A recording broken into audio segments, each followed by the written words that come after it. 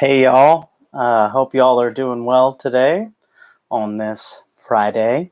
Although it doesn't feel like a Friday anymore, the days of the week are starting to lose a bit of their familiarity. So today I have a little bit of a continuation, but some interesting new things that I want to try to do with pantomime.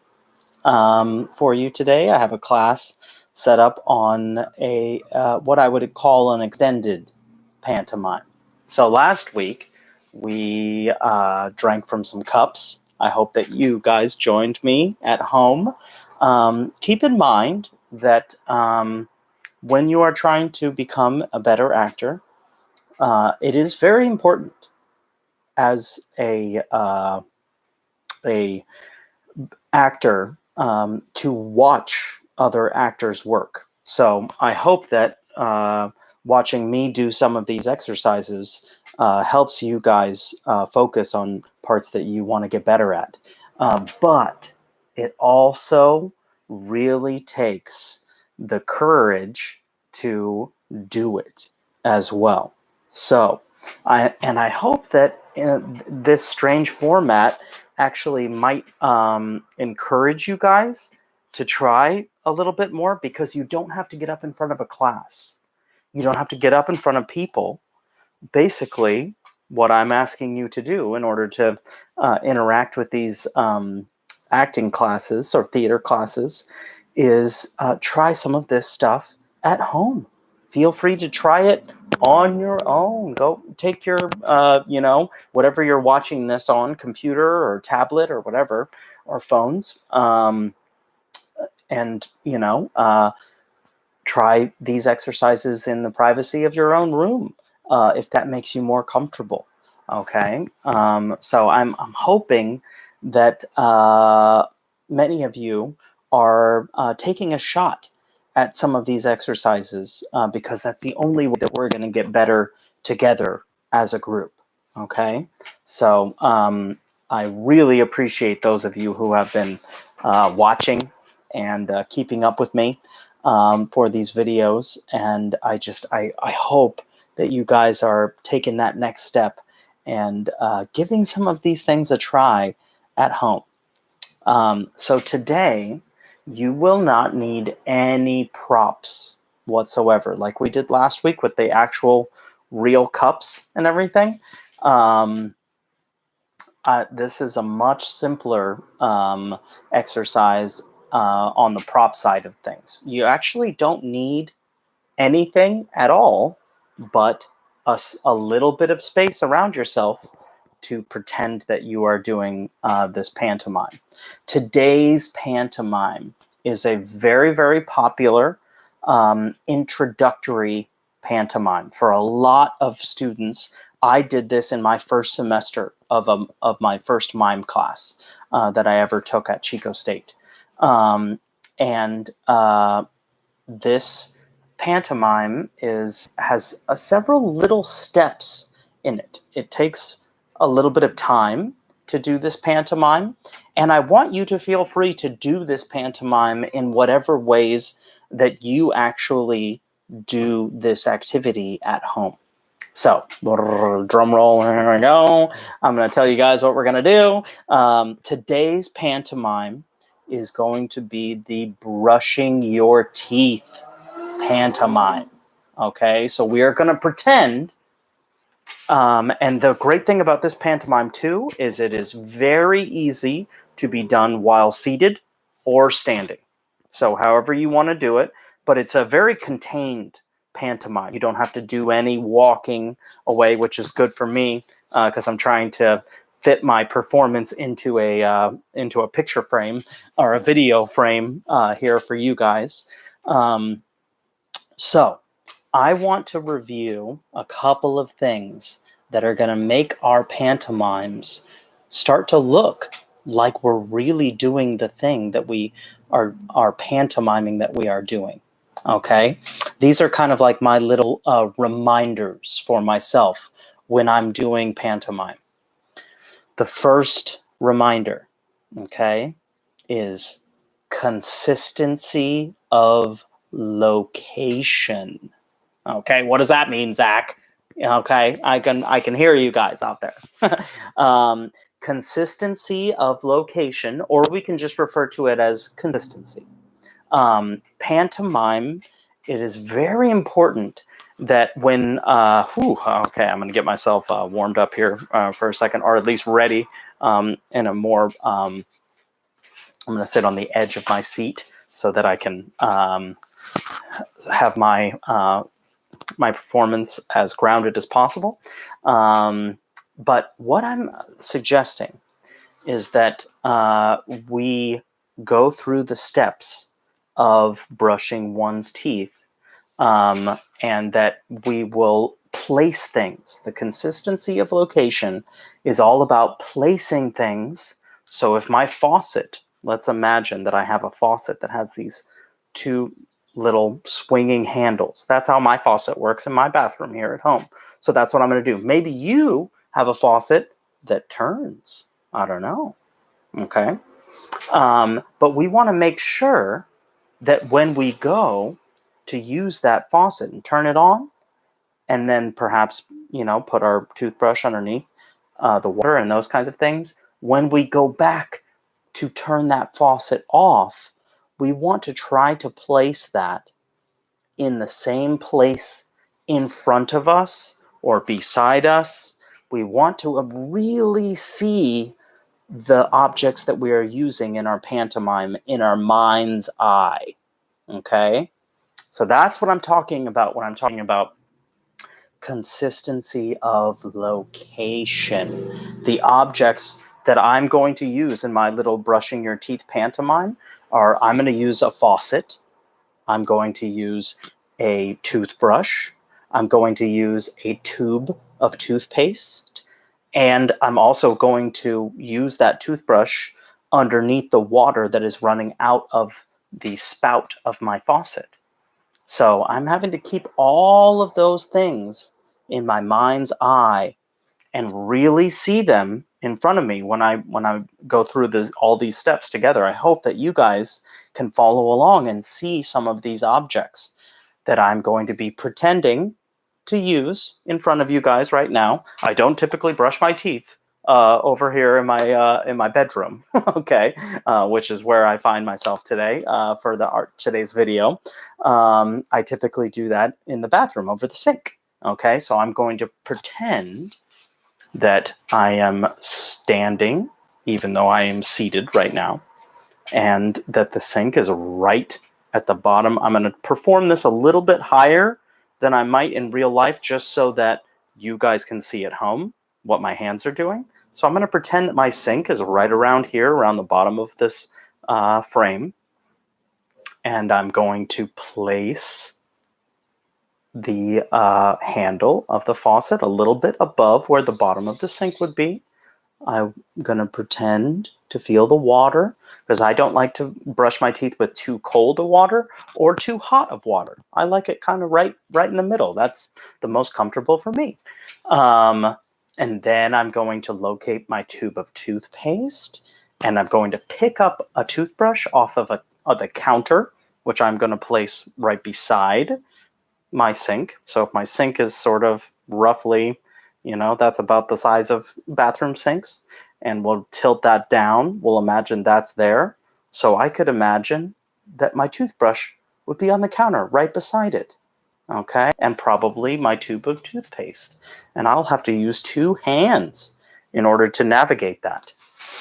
So the first little reminder that I want you guys to remind yourselves of before you start your own pantomimes at home of brushing your teeth is consistency of location. Okay? All right. So that's number one. Number one reminder. It will help all of our pantomimes a lot. Okay. Number two, second reminder is focus. This one seems kind of simple, maybe even sort of obvious, but for pantomime to be really, really interesting to watch as an audience member, when I'm watching pantomime, I always appreciate the performer using extra clear focus on what it is that they are doing, the task that they are trying to perform to us. Okay? So it is very important that you stay very present in your mind while you do a pantomime. Okay? And doing shorter length period pantomimes are a little bit easier because it's easier for all of us to maintain our focus for shorter periods of time. But when we have to stretch it out and do something, I mean, normally it takes me a couple of minutes to brush my teeth. If you're doing it properly, it should, you know? I'm not going to take all of that time to do my pantomime, but I'm going to try to honor how long of an activity it actually is to brush one's teeth. So we want to really challenge ourselves to remain laser focused on the steps, what it is we are doing. Remember last week I also talked about from some of my mime training, from the French mimes, we learned the word click. And click is just a really shortcut, easy way for mimes to talk about very small sections of activity. Okay, that's a good way to think about what that word means, because I know it also has its own its own meaning to us in regular everyday life. But this is a different use of that word, and it's very specific to mime, and it's actually spelled differently too. It's spelled C-L-I-Q-U-E. That's how the French mimes refer to clicks. Or you may also, those of you who are familiar with doing theater with Natalie Valencia for all of these years, I'm sure have heard the word beats of action, or just beats. Like that's that moment, and then now we have a beat, and now we go to this moment inside of scenes. Their clicks are very similar to beats. They're just a different term for mimes specifically. Okay, so review. First thing we're thinking about, consistency of location. Second thing we're going to think about, focus, and really keeping our focus on this activity. It will be so much more valuable for you to practice that, and it will be much more evocative for any audience members that you share your mime piece with. Okay. Number 3, this is the third little reminder, okay? I believe in threes. I remember things really well in threes, and so I like to have a 1, 2, 3, 1, 2, 3, 1, 2, 3, 1, 2, 3. So today we just got 3 reminders, okay? I hope that's not overwhelming for anybody. And our third reminder is exaggeration, okay? Last week, because I used real objects, real 3 different drinking glasses, those mimes were much more realistic. For a lot of mimes, especially street performance mimes, exaggerate their movements to a very large scale in order to attract someone's attention, to draw their eye, to grab their gaze for a moment. Okay? And this is a very important part, because it's really easy to think about how small all of one's movements are when you're doing something like brushing your teeth. Okay? And it might be very difficult for an audience member to see all of the little things that one does when they're brushing their teeth. So we as mimes tend to exaggerate a little bit. Now, you can have a lot of fun with exaggerating way too much too with mime. Feel free, if you try to brush your teeth with a regular sized toothbrush in a mime, similar to this sort of action, brushing my teeth, okay, that's pretty relatively realistic. But you could also mime pretending that you have a foot long toothbrush and I mean, you could pretend to do that and have some fun with the level of exaggeration, okay? So I want you to maintain consistency of location with any of the objects that you're using in your teeth brushing mime. I want you to maintain your focus as much as you can throughout your entire improvisation or your entire mime. I want you to really see the objects that you are interacting with in your mind's eye. That's a good way to maintain one's focus. And then I want you guys to try to experiment and have fun with the idea of exaggeration. Okay, so I think I've talked plenty enough about what it is I would like you guys to take a shot at home. And now I'm going to take a shot at doing, this will probably only be a minute or so. I'm going to perform a mime for you guys of brushing my teeth. Okay, I've already explained the types of objects, like the type of faucet that I'm going to mime because it is the one that I have in my own bathroom. I've explained the area roughly that I'm going to use, so I'm not going to get up and stand up and those kinds of things, even though I would typically be brushing my teeth standing at my bathroom sink. For the purposes of this video, and to make it easy for you guys at home, this is a mime that can be done while seated. Okay, and it can be plenty entertaining to watch for anybody. And maybe you might want to, practice your mime performance a few times on your own and then share it with somebody at home. That might be kind of fun. All right. So without further ado, I'm going to talk through my clicks before I begin my mime so that you guys can sort of get an idea for how I would break this down. The first thing that I would do is I would establish where my faucet is, and I would turn some water. The next thing that I would do is I would establish where my toothbrush is, and I would pick it up, and I would get some water on the tip of my toothbrush. The next thing that I would do is I would find my toothpaste. I would remove the cap, and if I had to put down my toothbrush in order to remove the cap, I would do that.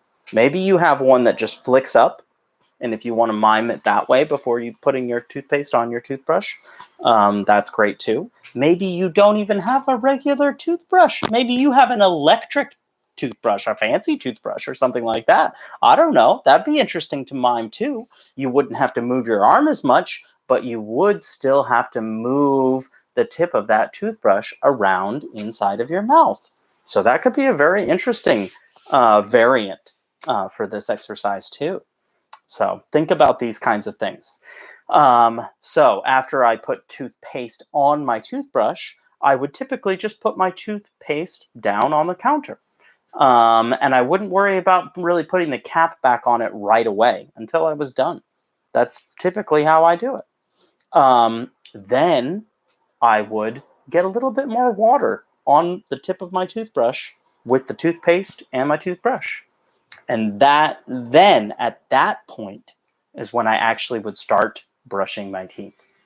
And then you should think a little bit about the pattern that we all typically use when we brush our teeth. Are you a person that starts way in the back first? Are you a person that starts on the roof of your mouth? I don't know. Are you a person that starts with your tongue? I don't know. These are all variants that you may select in your pantomime performance, okay? I'm just going to show you guys the way that I typically brush my teeth at home at night or in the morning, okay? So without further ado, oh, hey, Rochelle. Oh, so good to see you. Thanks for chiming in. I appreciate seeing your comment. Thanks for joining us today. I hope that you will take a shot at doing a pantomime performance on your own at home. So I've just finished explaining all of the stuff, and now I'm just going to do a short pantomime piece for you guys of brushing my teeth. Okay, here we go.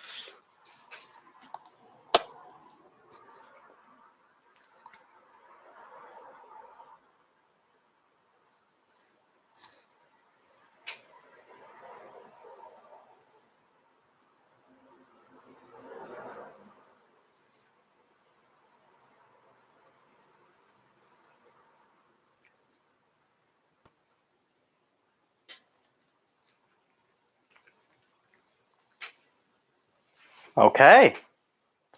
So there you have it, you guys.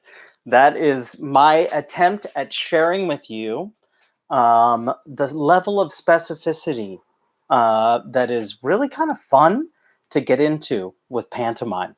And you can take it step by step and take all the time you need. And I hope that those of you that are willing to give this a try at home might enjoy the fact that you don't have to do it in front of the whole class like we typically do in our acting classes, and you kind of get to practice this on your own in your own private way. And then maybe you might, after you practice it a few times, might want to share it with anyone that you are sheltering in place with. So I hope that you all are doing very, very well. I hope that today's theater talk was fun and entertaining for you. Rochelle, I'm doing well. I hope that you are doing well too. And I really, really hope that any of you that watch this video will take a try at this on your own at home and see what happens. It can be a lot of fun. Anyway, guys, have a wonderful weekend. I will see you all again next week on Wednesday for creative writing and Friday for another theater talk. Okay? And we will all be doing another video chat soon. Okay, bye. Bye, guys.